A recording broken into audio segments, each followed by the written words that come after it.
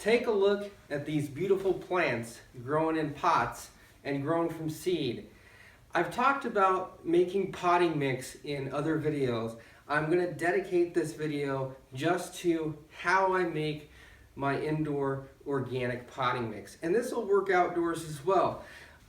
Now I've revised my formula a little bit because as I learn and grow, I've discovered different ratios that work better than others. Essentially, what I do is I do a 1-1-1-1 mix. And so what that means is it's simple. Everything is one part.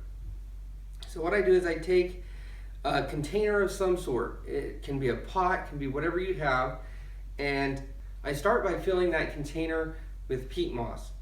Now you don't have to use peat moss if you don't want to. You can use coco coir.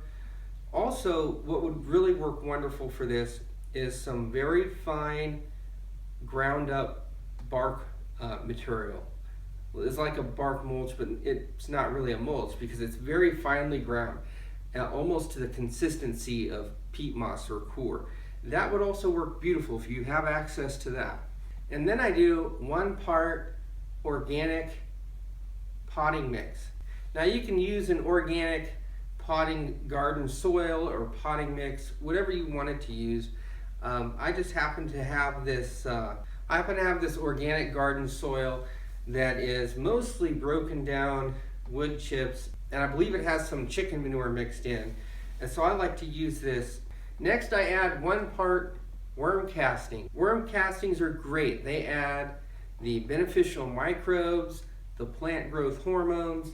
They help provide nutrients and help fight disease. If you're putting together an organic potting mix, there's nothing better you can add than worm casting. Finally, it's very important that your mix has enough drainage and aeration. And this is something that I learned the hard way. So make sure you add at least 1 part vermiculite or perlite or some other type of material that is going to help provide air and drainage. That is essential. Then all you've got to do is mix these ingredients together and you're good to go. That is your potting mix.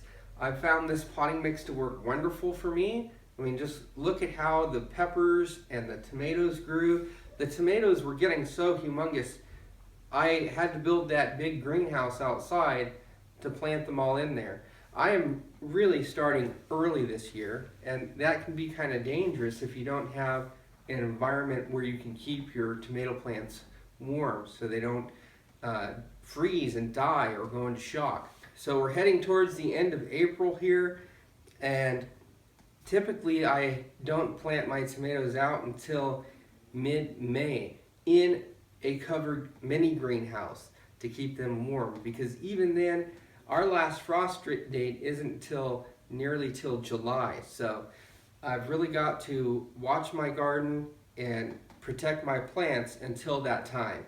In my next video, I'm going to give you some tips on growing indoors, so stay tuned for that.